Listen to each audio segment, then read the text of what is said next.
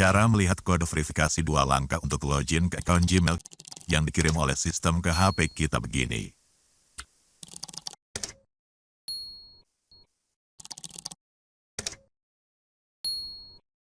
Kita tinggal lihat pada daftar notifikasi yang masuk di HP kita. Nah, ini dia.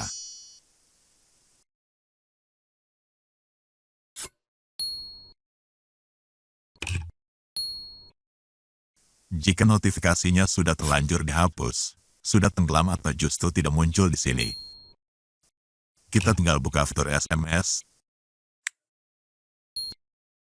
dan cari yang nama pengirimnya Google. Nah, ini dia.